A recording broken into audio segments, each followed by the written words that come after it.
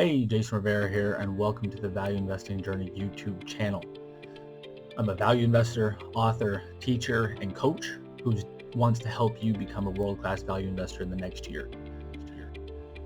This channel is dedicated to helping you reach that goal, and to help you get there, I'm going to be releasing 2 to 4 new videos each and every week on this channel. So if you're an aspiring value investor who wants to become great faster, make sure to subscribe to this channel and hit the notification bell so you're notified anytime we release a new video. Also, make sure to comment below, introduce yourself to the Value Investing Journey family, and also let me know your biggest current issue with value investing so I can help you fix it. Hey, Jason here. Today I want to tell you a story from about a little bit over a year ago now, when I was over in Abu Dhabi and Dubai, UAE, trying to help several businesses grow their business. And I want to tell you this story to illustrate not only why value investing is important, but how you can use these skills that you learn in value investing in various aspects and various business opportunities, and to help other people, and of course make money as well.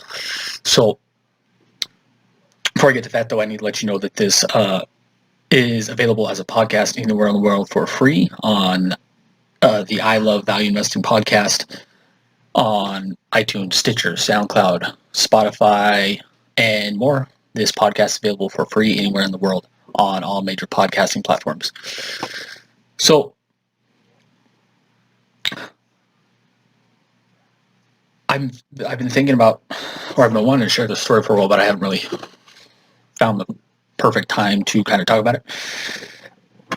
Now is, I think, a good time as any, because of the mass unemployment we're seeing worldwide, caused by the coronavirus and the pandemic and the closures and the lockdowns and the quarantines and all that stuff.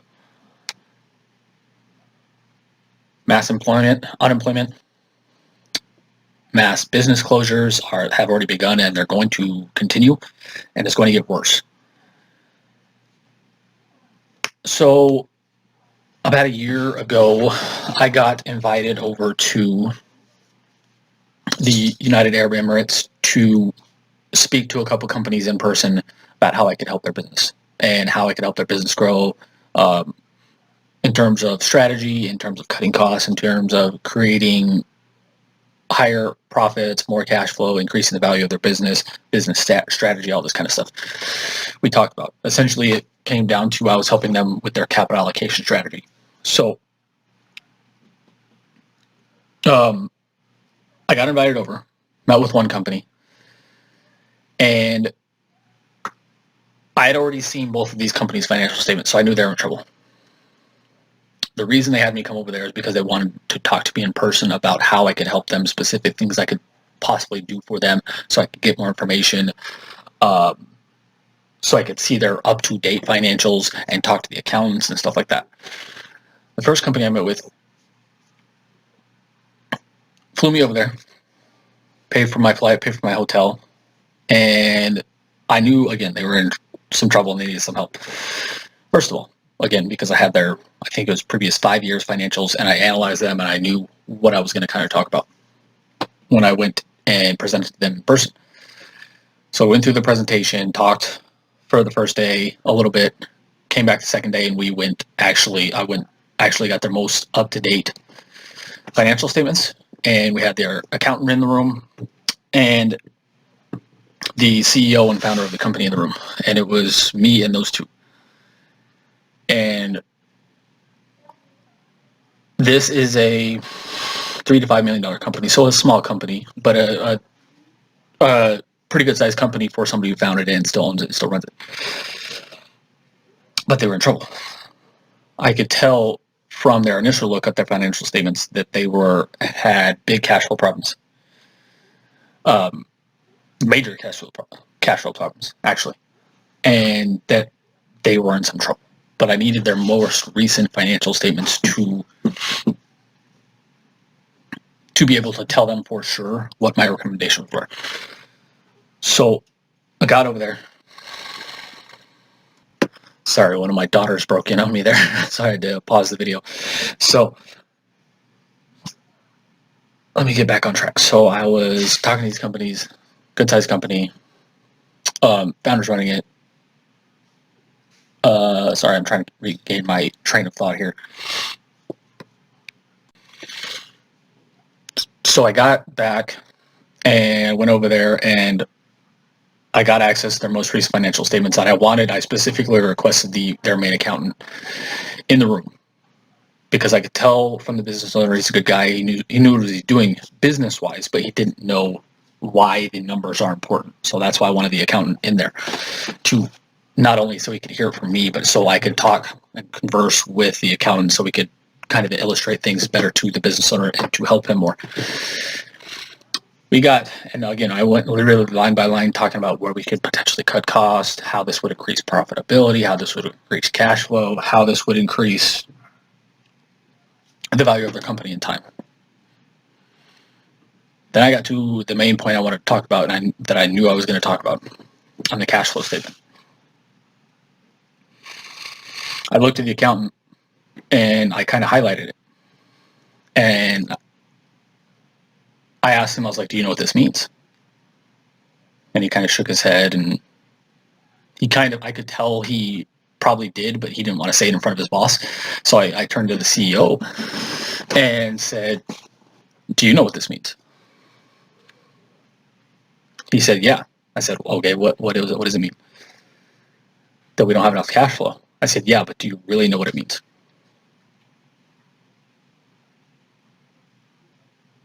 I said, if this means if you stop getting payments today, you will be out of business probably in 2 to 3 months. You don't have enough cash flow. You're way behind on your people being paying them, their payables, or their receivables, I guess, other people's payables.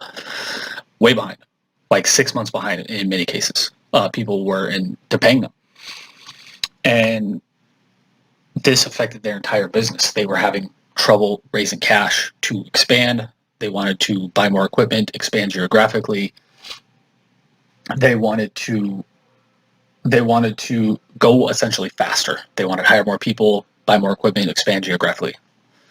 And I said, before we worry about that, if you stop getting paid, and again, most of their payments are already 6 months behind in terms of them getting paid, actual cash in the bank, not from an accounting perspective, actual cash in the bank. This means you have 1 to 2 months before you go out of business. He said, yeah, I know. Just like that, like matter of factly. And so we came up with some strategies on how to fix this and stuff like that.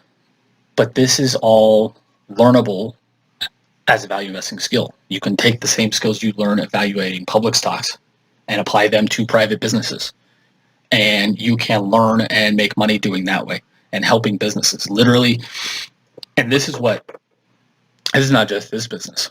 I evaluated, again, 3,943 companies' stocks, public company stocks in 40 days in 73 countries. Most businesses, even public companies, are like this. If they stop getting paid for 3 months, they'll be out of business. That's why in all my live videos on Facebook, I do May, June, July, August timeframe is going to be horrific. Economic-wise, worldwide. It's already been bad. It's going to get worse. All of these skills that I just talked about, analyzing cash flow statement, having the ability to tell somebody on a real level, CEO of a company and an accountant of the company, CFO level type, you are in trouble, and being 100% confident you know what you're talking about, you are in trouble if you don't fix this issue, like soon. You are in trouble. And this guy built this company over, I think, 20 or 30 years, he said. So it's essentially a child of his, and it could be potentially gone like that because they weren't worried about or they didn't have enough knowledge. They didn't have enough a grasp of the numbers, maybe, to know what it really meant on a deep level. And it was just frankly scary, again, because I'm a business owner, so I understand these things are literally like your kids. So I can't imagine losing one of my businesses like that 20, 30 years. Many of the employees were family or friends. His brother worked in the company with him. So it's scary stuff. But again, you can use these skills in value investing to help not only yourself and maybe managing people's portfolios. You can use this skill to help other businesses as well if you get good enough at it. Another example, when I was over in the UAE, now that's company one I met with. I met with two companies over there. Both companies were in trouble. Company two, similar setup, company founded, started, still run by the original founder. Again, like his baby, 20, 30 years in the business. This company was even worse trouble. So the first company, if they stop getting paid, they will be out of business in 2 to 3 months, max. The second company looked like they may have had some embezzlement, money missing issues on their balance sheet because I couldn't account for something on their, I think it was the income statement. Just didn't make sense. It was a huge amount of money, and it didn't make sense. So, again, I got this company's financials before this, so I knew I was going to talk to them about this in the presentation.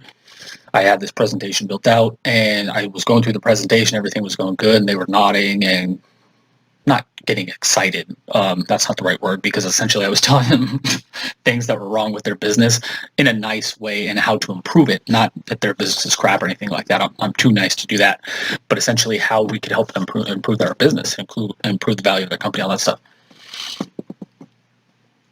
So go through the presentation. Halfway through, get to the point where I'm talking about the thing that I couldn't account for, frankly. When I was looking at the financials, huge number, equivalent of $250,000. I think it was around 1 million AED, 250,000 or about 250,000 US dollars.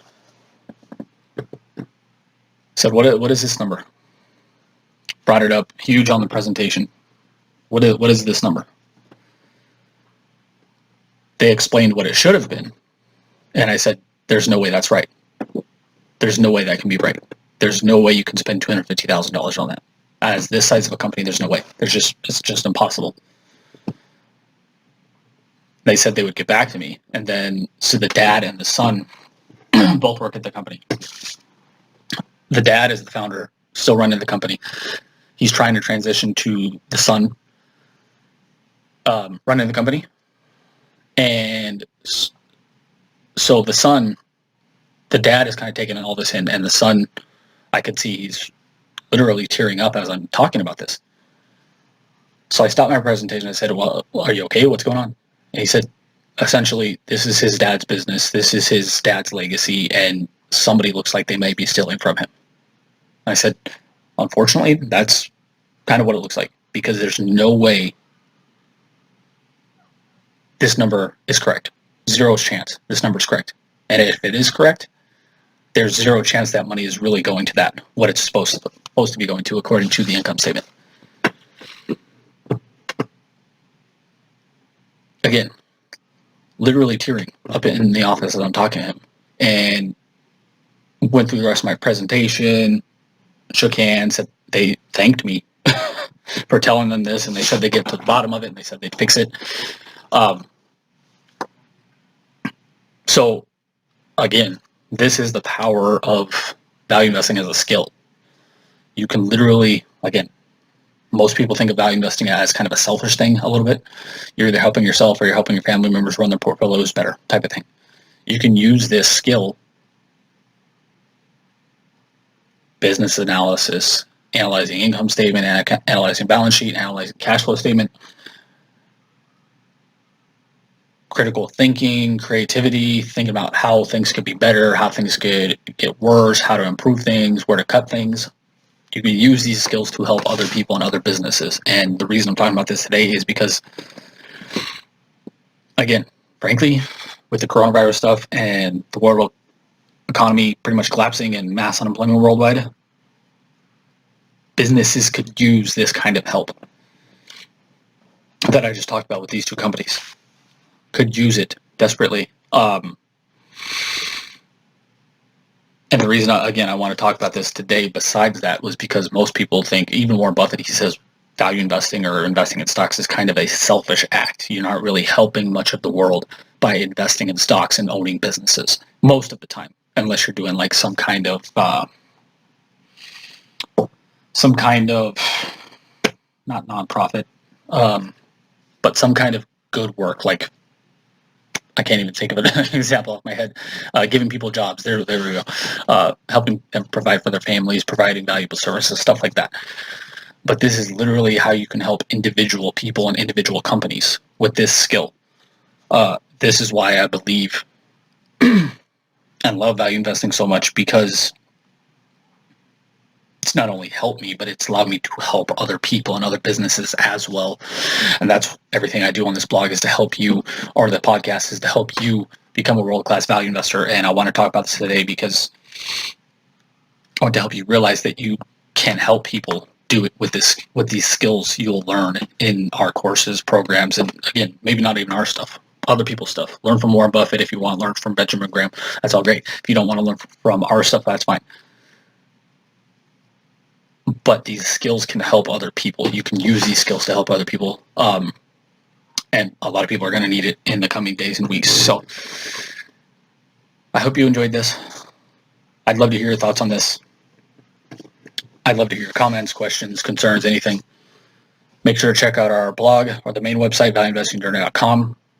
For more information, more blog posts like this. If you're watching on YouTube, make sure to like, love, share, subscribe, and hit the notification bell so you're notified every time we release a new video, and releasing new videos all the time. If you're listening on the podcast, I Love Value Investing podcast, make sure to like, love, share, subscribe. We really appreciate a review, download, all that stuff, because that helps us reach more people and help more people as well. So until next time, thanks for watching. Have a great day. Talk soon. Bye.